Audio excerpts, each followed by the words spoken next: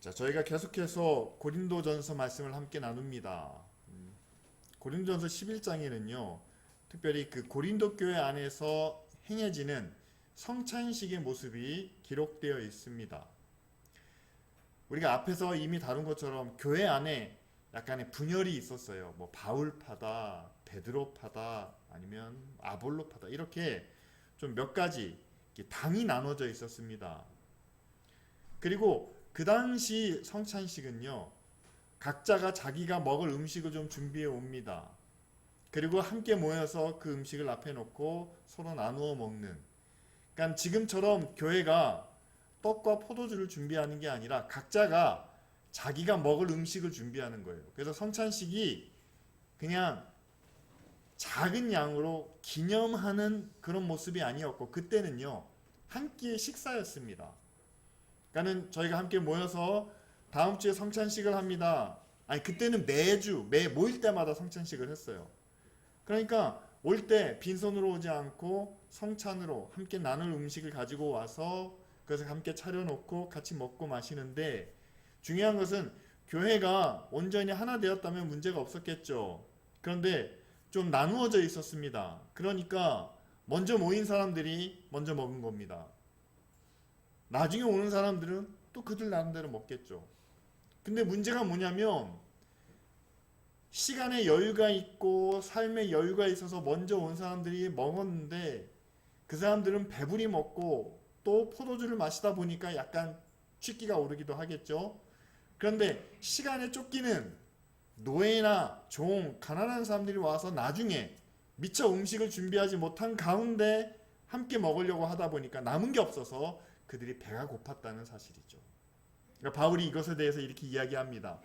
누구는 먼저 오고 누구는 나중에 오고, 누구는 배가 부르고 취하기도 하고, 누구는 배가 고프고, 이렇게 나누는 성찬은 유익하지도 않을 뿐더러 오히려 해가 된다라고 말하면서, 성찬의 가장 큰 목적이 뭐냐? 바로 나를 기념하라 라는 예수님의 말씀을 우리가 지키는 것이다 라고 이야기하죠. 주님을 기념하는 것이 바로 성찬의 목적입니다. 그래서 그때는 한 끼 식사를 함께 나눴지만, 지금은 성당에서는 매주 모일 때마다 이 성찬을 나누죠. 그러나 작은 한 조각, 그리고 작은 잔. 성당에서는 포도주를 나누진 않습니다. 포도주는 사제만 하죠. 그래서 우리가 예수 그리스도를 기념하는 의미에서 이 성찬을 함께 거행하게 됩니다. 여러분, 기념의 의미가 과연 어디에 있을까요? 시간이 지나도 오래도록 잊지 않기 위해서 기념합니다. 그냥 머릿속에만 기억하는 게 아니라 마음으로 기억하죠. 그래서 우리가 서로가 서로에게 어떤 기념일을 챙겨주는 의미가 있죠. 부모님이 자녀들의 생일을 기억합니다. 이 아이를 낳았던 그때를 기억해서 건강하게 자라기를 바라고, 그 아이의 인생이 행복해지기를 바라는 마음으로 생일을 기념하죠. 기념품을 주고받기도 합니다. 요즘은 이제 기념품은 많이 없어지고 대신에 기념할 수 있는 사진, 동영상이 남아있죠. 이렇게 뭔가 의미가 있는, 또 기쁘고 또 감격스러운 그때를 우리는 잊지 않기 위해서, 기억하기 위해서 기념이라는 것을 한다는 사실이죠. 그렇다면 여러분, 우리가 왜 예수님을, 왜 주님을 기념해야 할까요? 왜 우리가 그분을 잊지 않아야 되고, 왜 그분을 우리 마음속에 간직해야 할까요? 예수님께서는 특별히 제자들과 마지막 유월절 식사를 하시면서 그것을 우리에게 성찬으로 남기시면서 나를 기념하라 라고 하셨습니다. 하나님의 아들이 세상에 오신 일은 정말 역사상 한 번뿐이니까 기념할 만한 일이기도 합니다. 그런데 이 성찬식은요, 바울이 말한 것처럼 예수님께서 잡히시기 바로 전날 밤에 이루어졌어요. 그렇다면 왜 예수님이 이 식사를, 이 장면을 기억하고 간직하라고 말씀하셨을까? 바로 다음날 예수님께서 지실 그 십자가를 통한 구원을 우리에게 기억하고 그것을 간직해라 라고 말씀하시는 뜻이겠죠. 그리고 교회는 그 날을 우리가 더 정확하게 기념하기 위해서 성탄절과 부활절, 개신교는 이 두 절기에는 꼭 이 성찬식을 거행하고 있습니다. 우리가 기념해야 될 내용은 바로 그거예요. 하나님의 아들이신 예수 그리스도가 우리에게 자기의 살과 자기의 피를 주시기 위해서 세상에 오셨다라는 사실이죠. 여러분, 제가 전에도 한번 말씀드린 적이 있습니다. 예수님이 꼭 인간의 몸을 입고 오셨어야만 했느냐? 우리를 구원하시기 위해서, 우리의 죄를 대신 지시기 위해서 꼭 인간의 몸을 입으셔야 했을까요? 라는 질문을 한번 드린 적이 있습니다.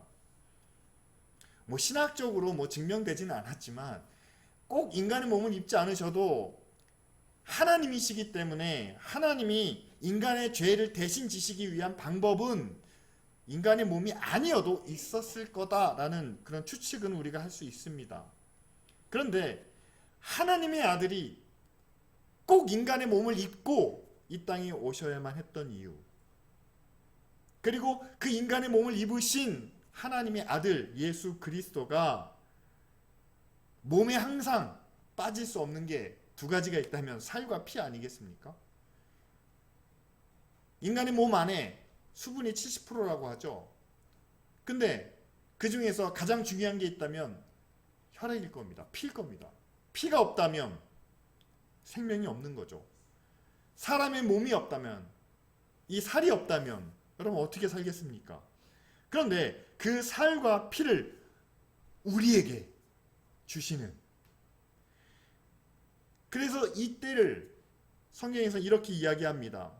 예수님께서 인간의 몸을 입으시고 세상에 오셨을 때 온 세상에 미치는 기쁨의 좋은 소식이다 라고 전했고요. 천사들은 찬양하면서 지극히 높은 곳에서는 하나님께 영광이요 땅에서는 기뻐하심을 입은 사람들 중에 평화로다 라고 이렇게 이야기를 합니다. 우리가 성찬식을 통해서 제가 이것은 주님의 몸입니다, 이것은 주님의 피입니다 라고 했을 때 그 앞에는 작은 떡 조각과 그리고 작은 잔에 포도주가 담겨져 있습니다. 과연 이것이 주님의 살과 주님의 피가 될 것인지 안 될 것인지 사실 그건 중요하지 않습니다. 우리는 그것을 기념하는 데 의미가 있기 때문이죠. 분명히 하나님의 아들이, 우리를 만드신 하나님의 아들이 우리와 똑같은 몸을 입고 이 땅에 태어나셨다는 사실입니다. 그리고 그냥 그 몸으로 우리를 위해서 열심히 땀 흘리시고 열심히 수고하시고 그리고 십자가에서 고난을 당하시는 그 정도로 끝나는 게 아니라 오늘 예수님께서 말씀하신 내용을 그대로 바울이 전하는 것처럼 이것은 너희를 위하여 주는 내 몸이고 이것은 너희를 위하여 흘리는 내 피다 라고 말씀하시면서 자신의 살과 피를 우리 모두에게 주셨다는 사실이죠. 역사적으로 단 한 번뿐인 반복될 수 없는 하나님이 인간을 향하여 주시는 가장 크고 가장 놀라운 사랑을 그 잔과 떡을 통해서 우리에게 기억하라 라고 말씀하시는 겁니다. 여러분, 우리가 생명의 삶을 통해서 올 한 달 동안 이제 시편 말씀을 함께 나눕니다. 특별히 뒷부분을 함께 나눌 때는 거기에는 수많은 찬양시들이 담겨져 있습니다. 그런데 시편의 찬양시들을 보면은요, 출애굽에 대한 내용을 언급하는 게 참 많습니다. 왜냐하면 이 출애굽은 이스라엘의 역사 속에서 하나님의 은혜와 능력을 가장 크게 경험했던 내용이기 때문이에요. 시편이 언제 기록되었는지는 정확하게 우리가 파악하지는 못하고 있지만, 그러나 적어도 500년 이상, 출애굽을 경험한 다음에 500년 이상이 지난 후에 시편의 기자들이 그것을 기록했고 또 편집했고 완성했을 것이다 라고 이렇게 이야기합니다. 그렇다면 이거예요. 이스라엘 백성들이 그 시편에 나와 있는 하나님을 찬양하며 하나님께 영광 돌리는 그 시는 그들이 500년 전에 그들의 조상이 할아버지의 할아버지가 경험했던 그 출애굽 당시의 하나님의 은혜와 능력을 그들이 기억하고 그것을 찬양했다는 사실이죠.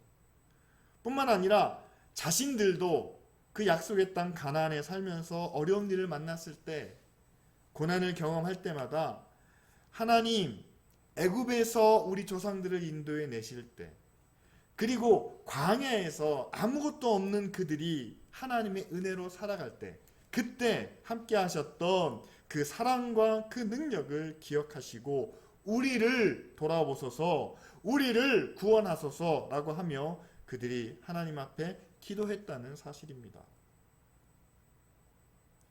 그들이 받았던 가장 큰 은혜와 능력을 기억하며 지금도 하나님 우리와 함께 해달라 라고 이렇게 찬양하며 부르짖었다는 사실이죠. 그렇다면 여러분, 우리도 하나님 앞에 나아가 기도하고 부르짖을 때 우리가 기억해야 할, 우리가 잊지 말아야 할 하나님의 사랑과 은혜가 있습니다.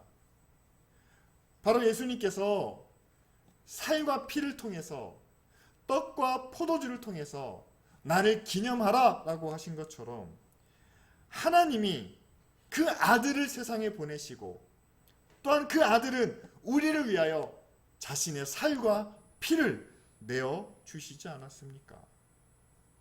그 사랑을 우리가 기억합니다. 그 사랑 우리가 잊지 않았습니다.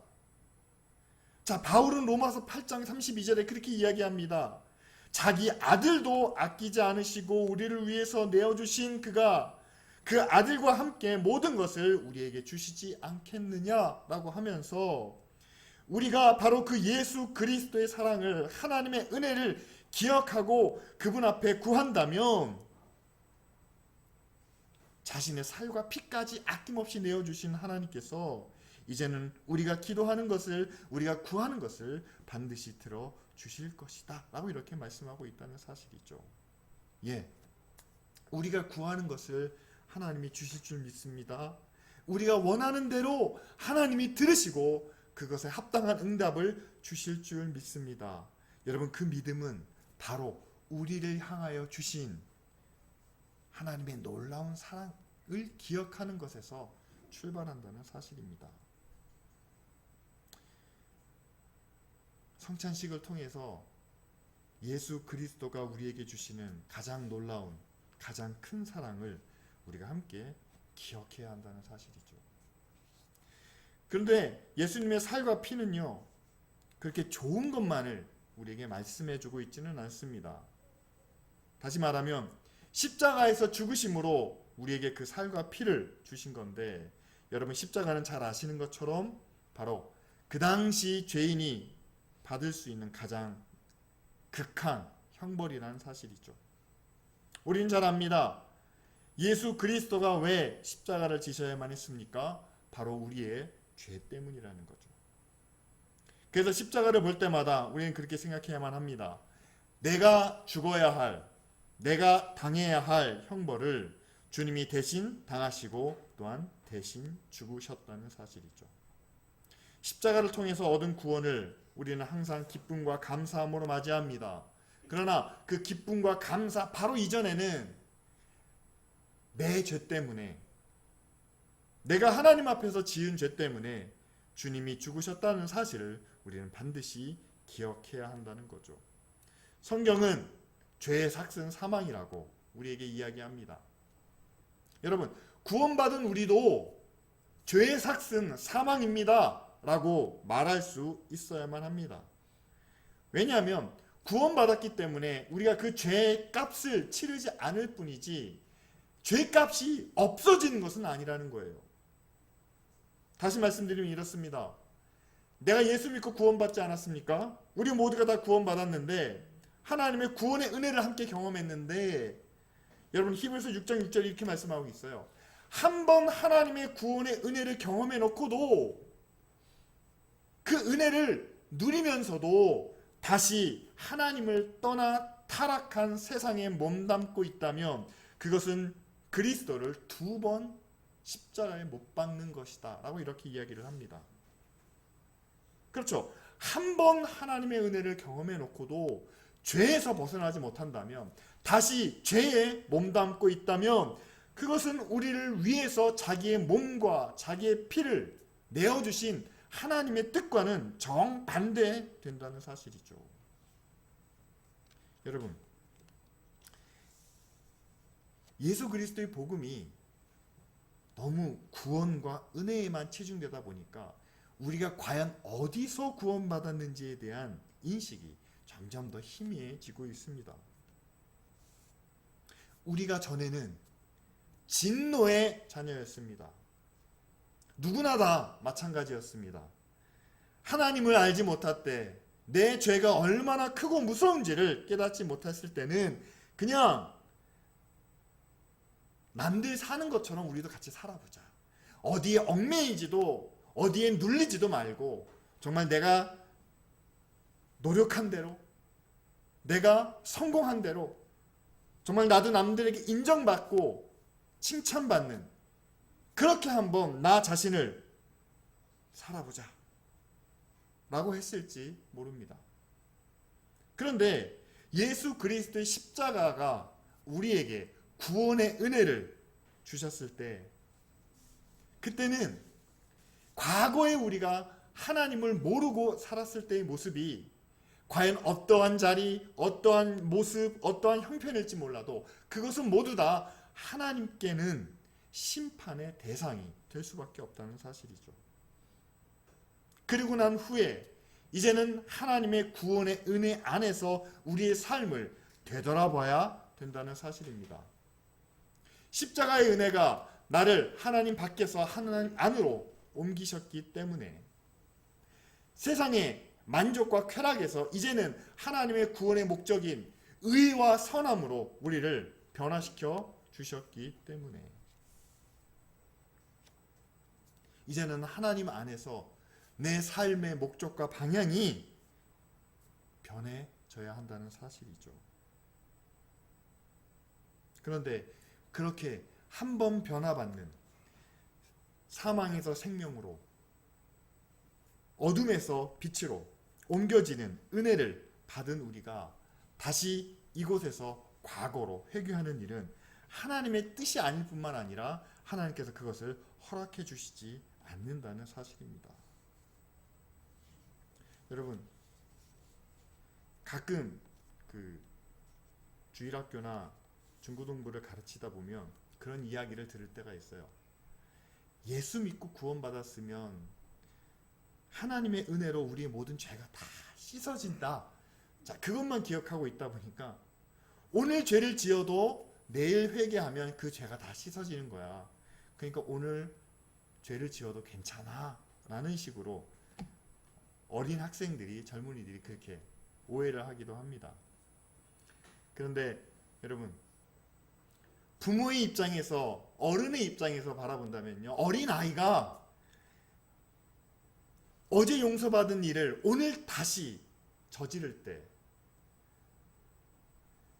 어제 분명히 충분히 야단을 맞았는데 오늘 똑같은 일을 반복할 때, 어린아이라면 용서할 수 있습니다.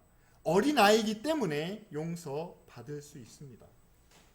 하나님도 우리를 그렇게 보실 거라는 거예요. 우리 마음이 아직 어리기 때문에, 구원은 받았지만, 자녀가 되었지만 아직 감당을 못하기 때문에, 그렇기 때문에 분명히 하나님의 자녀가 되었고 은혜를 받았음에도 다시 예전의 모습을 버리지 못하는, 그것을 끊지 못하는 그런 우리의 약함과 부족함을 아시는 하나님은 다시 또 우리를 용서해 주시고 다시 또 우리를 의롭게 해 주실 겁니다. 그런데 하나님은 하나님의 자녀된 우리가 늘 어린아이와 같기만을 원하시지 않는다는 거예요. 늘 하나님께서 그렇게 품에 안고만 계셔야 되는, 하나님께서 어디 가든지 불안하게 쳐다봐야 되는, 쟤는 잠깐만 한눈 팔아도 꼭 말썽을 일으키는 아이야 라고 이렇게 지적받는 그런 아이의 모습으로만 우리를 바라보시진 않는다는 겁니다. 우리의 마음이, 우리의 믿음이, 우리의 신앙이 점점 성장해 갈수록 이제는 하나님의 마음을, 하나님의 뜻을 깨닫고 비록 과거에 지은 죄를 반복하더라도 자기가 스스로 돌아올 수 있는 뉘우치고 돌아와 애통하면서 하나님 잘못했습니다, 용서를 구하고 다시는 그렇게 되지 않기 위해서 노력하며 애쓰는 좀 성장한 하나님의 자녀가 되기를 원하신다는 사실이죠. 그러기 위해서는 우리가 십자가를 바라볼 때 구원해 주셔서 감사합니다, 더 이상 우리를 심판하지 않아서 감사합니다, 기쁩니다 라는 고백과 함께 정말 하나님이 나를 대신해서 죽으셨다는, 하나님이 내 죄 때문에 그 고통을, 그 죽음을 경험하셨는데 아직도 내가 그 죄에서 완전히 벗어나지 못한 것 때문에 애통하는, 그리고 그 죄를 다시 짓지 않기 위해서 죄를 경계하고 멀리하는 그런 믿음의 결단이 있기를 하나님은 바라고 계신다는 사실이죠. 여러분, 주님의 살과 주님의 피를 기억할 때마다 그게 내 살이고 내 피일 수 있다는 사실입니다. 부활절 고난주간 때마다 우리가 패션이라는 영화를 가끔 보게 되는데요, 십자가에 달리신 예수님의 피가 이렇게 흘러나오는 모습이 영상에 보일 때마다 주님이 얼마나 아프셨을까, 주님이 얼마나 고통스러우셨을까, 그것 때문에 우리의 마음이, 또한 우리 가운데 눈물이 흘러나오기도 하지만, 그러나 그 피가 다른 사람의 피가 아니라 내 피여야 한다는 사실이죠. 바로 예수님의 살과 피는 우리의 죄에 대한, 우리가 치러야 할 그 죄값을 주님이 대신 지셨다는 사실입니다. 그리고 마지막으로 예수님께서는 자신의 살과 피를 통해서 새 언약을 우리에게 주고 계시죠. 25절 말씀입니다. 잔을 들어서 말씀하시면서 이것은 너희를 위하여 주는 내 피니 너희를 위해서 주는 새 언약의 피다 라고 말씀하십니다. 여러분, 새 언약이란 말은 과거의 언약과 다르다는 것을 뜻하죠. 여러분 잘 아시는 것처럼 과거의 언약은 구약 이스라엘 백성들이 받은 하나님의 언약, 그들이 출애굽에서 시내산에서 받은 하나님의 약속의 땅 가나안으로 너희를 인도하실 거라는 바로 그 언약입니다. 이에 대해 새 언약은 바로 예수님께서 모든 믿는 자들에게 주시는 하나님의 약속이죠. 바로 십자가의 구원을 통해서 우리를 영원한 천국으로 인도해 주시겠다라는 바로 그 약속입니다. 그리고 복음서에 보면 예수님께서 또 한 가지 약속을 주고 계십니다. 내가 그 하나님의 나라에서 새 것으로 너희와 마시기 전까지는 포도주를 마시지 않겠다, 포도에서 난 것을 내가 마시지 않겠다라고 이렇게 약속을 하십니다. 뭘 얘기하는 걸까요? 여러분, 우리가 천국을 기다리는 것처럼 주님도 그 천국을 기다리고 계신다는 사실이죠. 얼마나 기다리시는지, 그때가 오기 전까지는, 그때 내가 너희들과 함께 진짜 기쁨과 영광을 누리기 위해서 그 전까지는 내가 그 기쁨의 잔을 들지 않겠다라고 이렇게 말씀하고 계십니다. 참고 기다리시겠다는 거죠. 주님은 우리의 구원을 위해서, 우리가 천국에서 함께 누릴 그 영광을 위해서 기쁨의 잔을 들지 않겠다, 참고 기다리겠다라고 말씀하십니다. 그렇다면 이제 그 언약을 받은 우리는 하나님과 함께 누릴 그 천국의 영광을, 그리고 천국의 기쁨을 위해서 우리는 뭘 참으면서 기다리고 있나요? 기다린다는 것은 사실 굉장히 좋은 뜻을 가지고 있습니다. 뭐냐면요, 어렸을 때 저희 때는 소풍을 갔어요. 그럼 소풍 전날에 잠이 오질 않습니다. 내일 아침을 기다리기 때문이죠. 처음에 대학을 입학하거나 아니면 처음에 출근을 하거나, 그럼 아침에 일어나면 그 회사까지 가는 모든 길을 먼저 생각해 봅니다. 이렇게 가서 이렇게 가고, 늦지 않아야 되고, 처음 만나는 동료들과 처음 만나는 사람들을 보면서 어떻게 인사를 해야 할지 그것을 한번 생각해 봅니다. 멀리 떠나 있던 자녀들, 뭐 군대에 간다거나 유학을 갔다거나, 근데 그 자녀들이 이제 돌아온다라는 소식을 먼저 전하죠. 그러면 대부분의 부모님들은 공항 앞에 나가 있든지 아니면 그 자녀들이 도착하는 그 장소에 먼저 나가서 몇 시간을 기다리고 계십니다. 기다린다라는 게 사실은 이런 의미를 담고 있죠. 흥분이 되기도 하고, 초조하기도 하고, 얼마나 달라졌을까? 그 모습은 지금 어떨까라고 하면서 기대와 기쁨을 가지고 기다리게 됩니다. 여러분, 우리가 천국을 기다릴 때도 사실 그런 기쁨과 흥분이 우리 안에 있어야 되지 않을까요? 천국에 간다는 사실은 우리에게 분명한 기쁨이지만 사실은 우리는 천국을 기다리는 기쁨을 그렇게 누리고 있지는 못한다는 사실입니다. 왜냐하면 천국이 언제 올지 아무도 모르기 때문이죠. 그러니까 막연하다라는 것과 그리고 지금까지 너무 오랜 시간 동안 기다려왔다라는 사실 때문에 우리는 천국을 기다리는 기쁨과 흥분이 점점 더 사라지고 있는 건지 모릅니다. 그러나 여러분, 우리가 오늘 말씀을 통해서 오늘 우리가 성찬식을 함께 거행한다면 더 분명하게 나눌 수 있겠지만 코로나로 인해서 성찬식은 함께 나누지 못하지만 그러나 오늘 말씀을 통해서 또한 이 말씀이 전하는 예수 그리스도의 귀한 뜻을 통해서 하나님이 우리에게 주신 그 약속은 분명하게 이루어진다는 사실입니다. 우리에게 말씀해 주셨습니다. 너희를 위하여 주는 새 언약이다. 우리가 사는 이 세상이 전부가 아니고 다시 주님이 오실 텐데 그리고 그 나라는 우리에게 많은 영광과 기쁨을 주는 하나님의 나라 그리고 그 하나님의 나라에서 온전히 기쁨과 영광을 누리기 위해서는 오늘 말씀하시는 것처럼 나를 기념하라.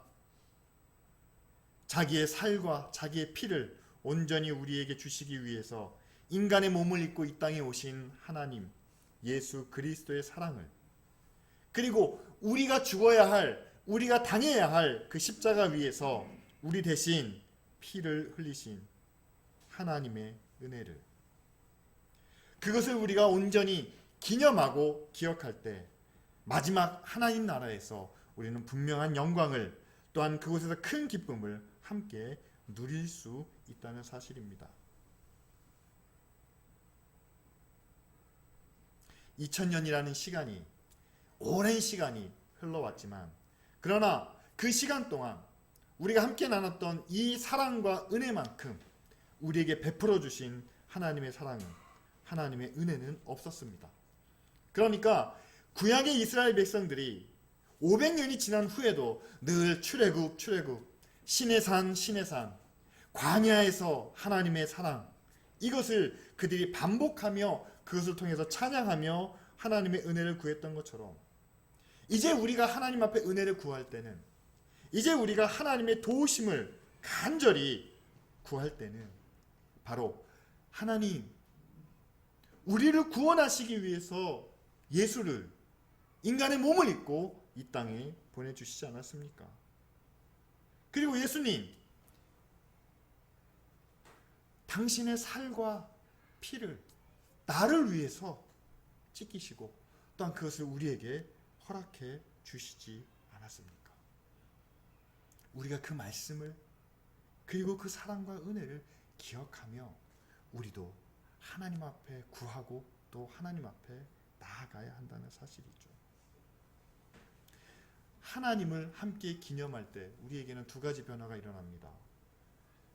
주신 사랑과 은혜와 능력 때문에 여러분 고난 속에서도 감사하며 기뻐할 수 있겠죠.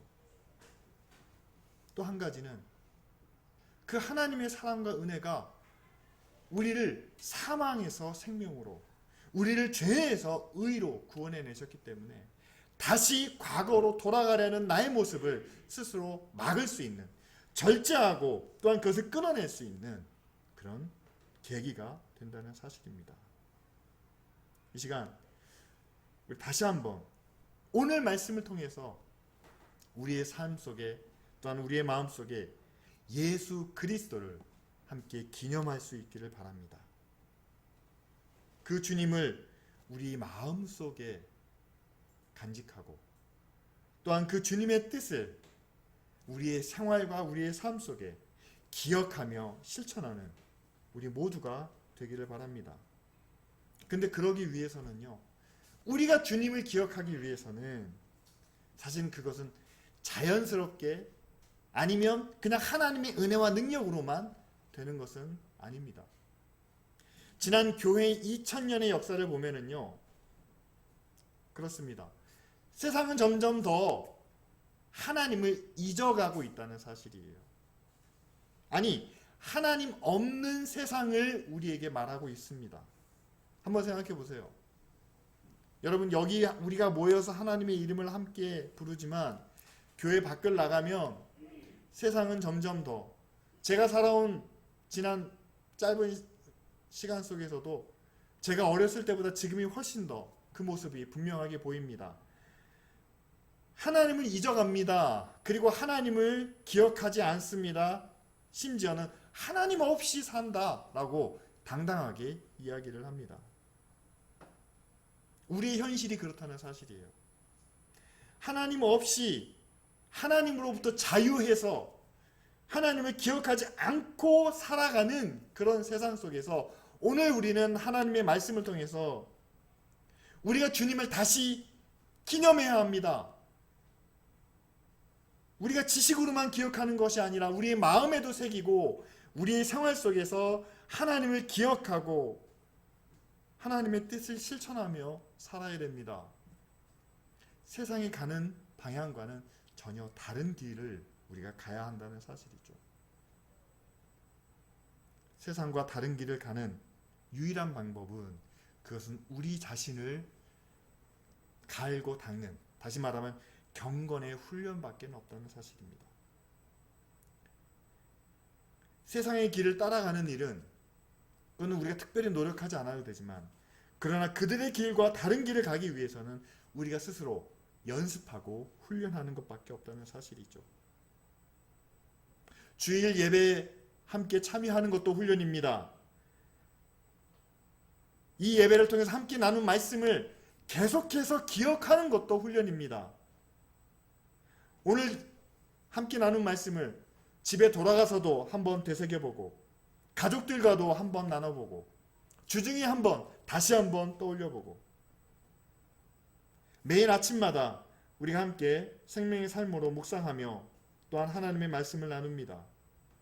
뿐만 아니라 중간중간에 하나님의 뜻을 구하는 기도, 또한 경험한 일에 대한 감사, 그리고 우리가 삶 속에서 아직 연약하고 부족하여 어쩔 수 없이 지은 죄에 대한 회개와 뉘우침 역시도 우리를 하나님께로 가까이 인도하는 그런 경건의 모습이라는 거죠. 그런 경건의 훈련이 없이는 우리가 절대로 하나님을 기억할 수도 우리의 삶 속에서 그분의 뜻을 실천할 수도 없다는 사실입니다. 나를 기념하라. 여러분, 1년에 2번 아니면 몇 번 성찬식을 통해서 예수님의 살입니다, 예수님의 피입니다, 이것을 기념하라 라고 말씀하시는 것이 아니라 우리의 마음속에, 그리고 우리의 생활 속에 하나님 없이는 살아갈 수가 없습니다. 나를 위하여 자기 살을, 자기 피를 주신 예수 그리스도의 은혜가 있기 때문에 우리는 이 어두운 세상에서 빛으로 살 수 있고, 이 악한 세상에서 우리는 의와 선을 행하며 살 수 있습니다 라는 것을 고백하고 그것을 경험하는 것이 바로 예수 그리스도를 기념하는 믿음의 삶이란 사실이죠. 마지막 때에 주님이 우리를 부르실 때 그때 이렇게 말씀하신 겁니다. 나는 너희들이 다시 올 때까지 그 기쁨의 잔을 내려놓고 너희들을 기다렸다. 자, 너희들도 그 긴 시간 동안, 오랜 세월 동안 나를 기억하고 나를 기념하고 이제는 나와 함께 기쁨과 영광을 누리기 위해서 나의 뜻을 늘 잊지 않고 살아왔던 그 사람들이 누구냐라고 우리를 부르시지 않겠습니까? 그때 우리가 담대하게 이야기해야 되겠죠. 하나님, 주님, 저도 주님의 말씀을 기억하며 살았습니다. 주님의 뜻을 내 마음에 새겼습니다. 그리고 주님이 우리에게 말씀하셨던, 약속하셨던 것을 내 생활 속에서 실천하기 위해서 우리도 참고 인내하며 살아왔습니다. 그런 고백이 우리 모두에게 있을 수 있도록, 기쁜 우리 교회 안에 임할 수 있도록 이 시간 우리 다 같이 함께 통성으로 기도하겠습니다.